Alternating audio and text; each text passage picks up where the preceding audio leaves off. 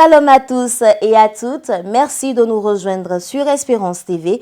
Vous suivez le journal. Nous démarrons pour dire que la date du 14 janvier 2024 est une date à retenir pour la mission méthodiste en Guinée-Conakry. Le révérend pasteur Ninamou David Perele, premier pasteur d'origine guinéenne formé à l'Institut de théologie d'Abadjan-Doumé en Côte d'Ivoire, célébrera son culte d'action de grâce à Gogota. Il fait partie des bergers qui ont à charge la mission de la Guinée, placée sous le couvert de la conférence de l'Église méthodiste unie Côte d'Ivoire. Daniel Krabi. Père, envoie le Saint-Esprit sur Ninamou David Perele en vue de la charge du ministère de pasteur dans l'Église de Christ. Amen.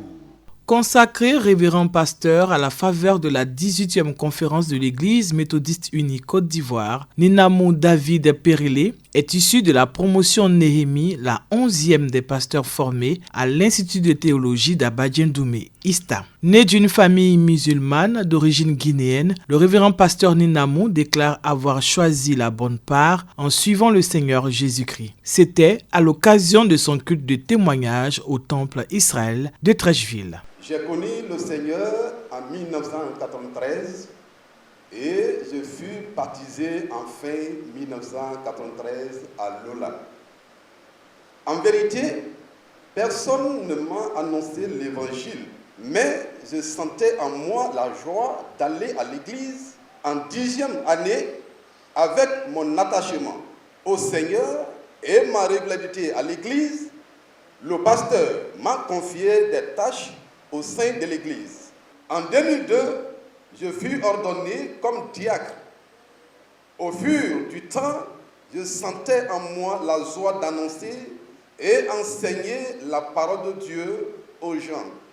J'ai décidé de servir le Seigneur durant toute ma vie sans rien faire sinon que de servir mon Dieu. En charge des communautés de Kobaya et de Doubrika, dans le secteur de la Guinée maritime, le révérend Ninamou y exerce le ministère pastoral en collaboration avec le révérend Ake François Amand, qui nous fait l'état des lieux de la mission en Guinée-Conakry. Depuis 2002, normalement, que l'église a pris forme, a commencé là-bas avec des laïcs, et puis qui a eu son premier pasteur officiel en la personne de feu, le révérend Gras, et auquel j'ai succédé depuis que Dieu l'a rappelé à lui. L'église se trouve dans deux régions naturelles du pays. La Basse-Guinée, la Guinée maritime et la Guinée forestière. Donc ces deux régions sont distantes de au moins 600 km. On a maintenant l'église de Ketaya qui est là, qui est dit donc c'est l'autre centre de mission qui est existante au niveau de la Basse-Guinée. Nous avons en vue deux régions dans la Basse-Guinée à gagner à Christ. Il y a une communauté qui est à Nzérékoré. On a fait le baptême en janvier dernier. Et puis, dans Nzérékoré, donc le secteur Nzérékoré prend en compte Nzérékoré, Lola, les deux villages, Gaï, Bata, plus Gogota qui est en train de naître. Voici les trois secteurs au niveau de l'Église méthodiste unie d'obédience francophone. Les besoins de la Guinée sont immenses. Premier pasteur guinéen formé à l'Institut de théologie d'Abadjan-Doumé, le révérend pasteur Ninamou David Perele, à l'instar de ses pairs, célébrera son culte d'action de grâce le dimanche 14 janvier prochain à Dogota, localité située dans la sous-préfecture de Lola en Guinée-Conakry, et ce, en présence des autorités de l'Église méthodiste unie Côte d'Ivoire.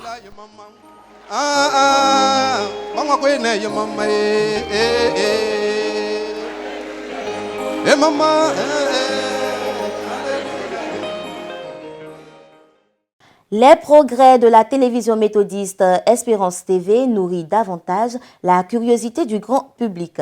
C'est le cas des étudiants en Master 2, option journalisme de l'ISTC, Institut des sciences et techniques de la communication. Ils étaient récemment en immersion dans les locaux de la télévision pour toucher du doigt le matériel de travail et connaître les différents corps de métier en télévision. Les détails avec Raphaël Dompi. Les étudiants en Master 2 à l'Institut des sciences et techniques de la communication, ISTC Polytechnique en abrégé, ont effectué une visite d'études dans les locaux de la télévision méthodiste le jeudi 11 janvier 2024. Une visite qui s'inscrit dans le cadre de leur formation pratique en appui à celle théorique afin de toucher du doigt les réalités d'une maison de télévision. Cette activité portant sur le traitement de l'information institutionnelle est un module de formation dispensé par leur formateur, Maxime Zobo, initiateur de cette visite, par ailleurs directeur de Espérance TV. Après avoir présenté l'Église méthodiste unique Côte d'Ivoire, le formateur a expliqué aux apprenants le fonctionnement de la chaîne de télévision qu'il dirige et présenté le matériel dont il dispose. En tant que journaliste, est-ce que tu prends du plaisir à écrire? Parce qu'un journaliste doit prendre du plaisir à écrire. Pour l'actualité, ici, nous avons notre journal. On fait un semi-direct, donc info direct. Donc on a notre journal donc, qui est enregistré. Mais dans la diffusion, on a les mardis et les vendredis. 2 fois dans la semaine. Donc demain, vendredi, on a un journal qu'ils sont en train de préparer actuellement. Mais indépendamment de ça, bon, hier, il y avait des enregistrements ici et tout ça, par rapport à la Ligue, par rapport aussi à d'autres émissions qui font partie de notre grille de programme. Régie vidéo, studio d'enregistrement, salle de montage et salle de conférence de rédaction, les étudiants en journalisme, au nombre de 10, se disent heureux de découvrir pour la première fois le siège de la télévision méthodiste. Et moi particulièrement, je suis impressionnée de voir que tout est vraiment, c'est vraiment beau en fait. La salle de montage. La partie qui m'a beaucoup plu, c'est le studio télé. Déjà parce que moi-même, je veux être une animatrice. Ça a apporté un plus à ma connaissance et tout. C'est une très belle expérience. Bon, c'est toujours un plus pour nous de voir comment nos futurs collègues sont en activité, comment ils fonctionnent sur le terrain au quotidien. La visite a été fructueuse. Et, bon, on y est, on n'a plus envie de partir. Donc je sors satisfait de cette visite. J'ai vu le nombre de caméras. Le professeur il nous a dit tout à l'heure qu'il faut de gros moyens. Effectivement, vous avez plusieurs caméras. Et puis ce n'est pas des moindres, c'est des caméras qui sont assez coûteuses. Et, bon, la salle, la régie, qui est quand même assez impressionnante. Et puis moi, ce qui m'a marqué, c'est la salle de montage parce que j'adore beaucoup les PAD. Donc j'ai vu que le matos qui est là-bas, ce n'est pas pour les enfants. Moi, j'ai été impressionnée par le studio, avec le décor, les fonds, etc., les lumières. Et la salle qui m'a le plus touchée, c'est la salle de maquillage, parce que là-bas, au moins, je me sentais dans mon élément. Je savais qu'après mon passage dans la salle, je pourrais être belle à l'écran. Et c'est un plaisir pour moi d'être là, de visiter avec mes camarades de classe. Et je pense que c'est une image qui va rester très longtemps dans notre mémoire, mes camarades et moi.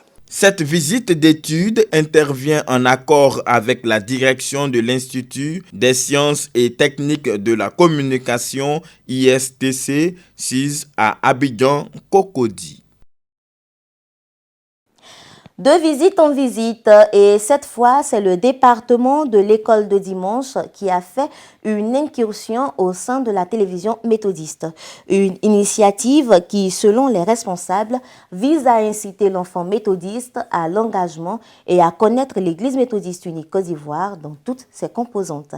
Raphaël Dompi.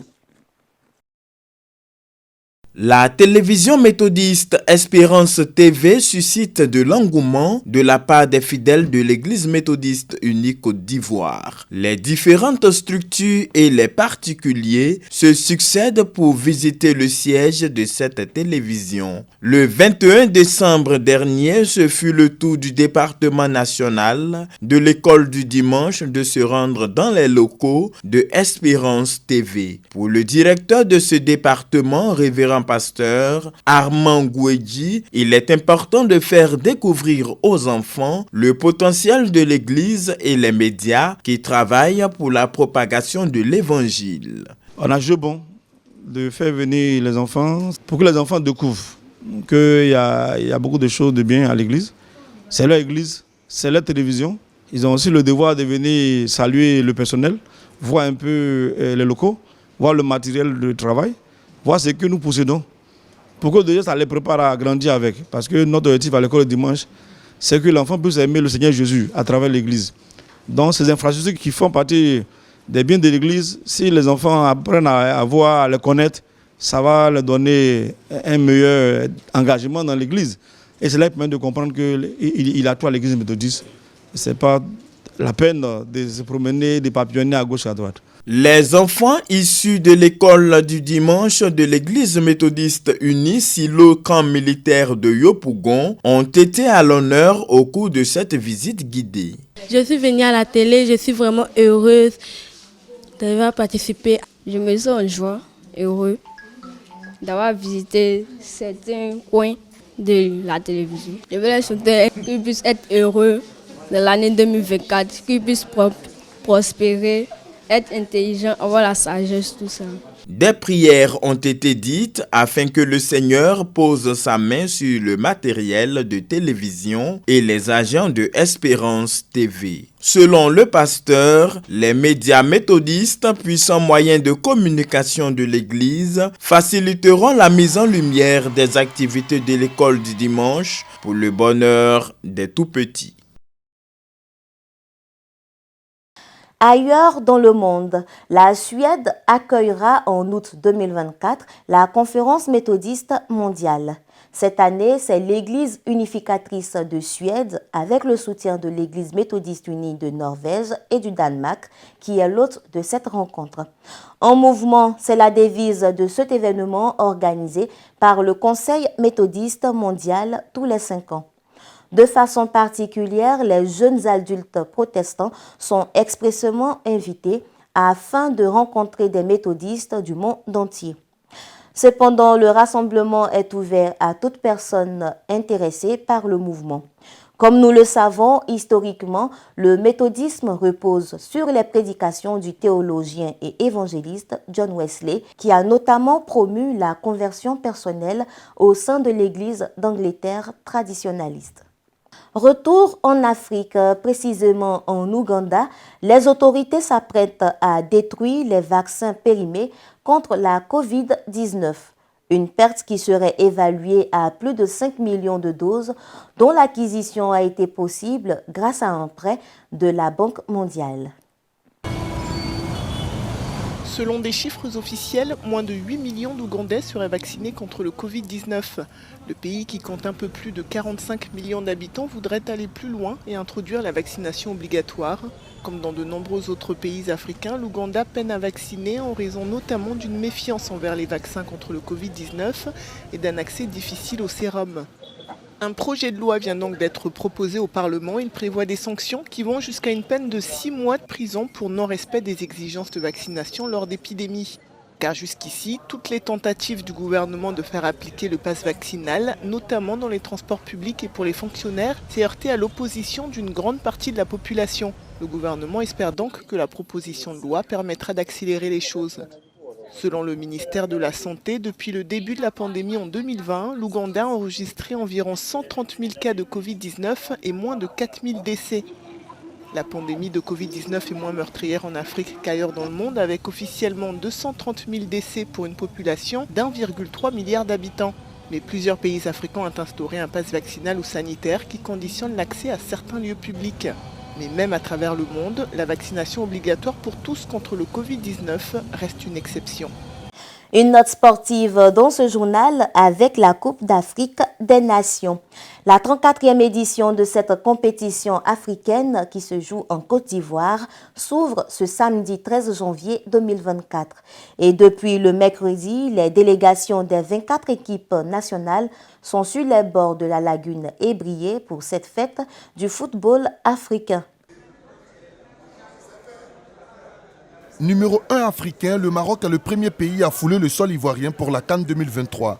La délégation des Lions de l'Atlas, qui comprend 60 membres, dont 27 joueurs, est arrivée à l'aéroport Félix Houphouët-Boigny ce dimanche. à 14h. Elle a été accueillie par son Excellence Abdelmalek Ketani, ambassadeur du Maroc en Côte d'Ivoire, et le ministre des Transports ivoirien, Amadou Koné, représentant le Premier ministre Robert Begré-Mambé. L'équipe a mentionné son bonheur d'être en Côte d'Ivoire et je vois que l'organisation est au top, que les choses s'annoncent très bien et nous sommes confiants pour la suite. Je viens sur l'instruction de Monsieur le Premier ministre pour me rendre compte moi-même de ce que toutes les dispositions qui ont été prises sont mises en œuvre pour que l'accueil des équipes se fasse dans de bonnes conditions, donc ici à l'aéroport d'Abidjan. Je suis très très heureux de constater, je pense qu'ils ne diront pas le contraire, que tout se passe bien, que nos services ont fait du bon travail et que ce terminal 2 qui a été réalisé permet vraiment aujourd'hui de recevoir des vols internationaux dans de très très bonnes conditions. Achraf Hakimi et ses coéquipiers se sont envolés pour la ville de San Pedro où ils séjourneront pendant la compétition. 1h30 plus tard, c'est au tour de la délégation de la Guinée-Bissau de rejoindre le terminal 2 de l'aéroport Félix Houphouët-Boigny. La Guinée-Bissau défiera la Côte d'Ivoire le 13 janvier en ouverture de la CAN au stade olympique des Bimpé. Aéroport de Yamoussoukro, mardi 9 janvier 2024. Il est 21h30 GMT. L'avion transportant les Lions de la Teranga, champion d'Afrique en titre, a atterri. L'entraîneur Aliou Cissé, le capitaine Sadio Mané et ses coéquipiers foulent le sol de la capitale politique ivoirienne où ils auront à disputer les matchs de poule de la CAN 2023.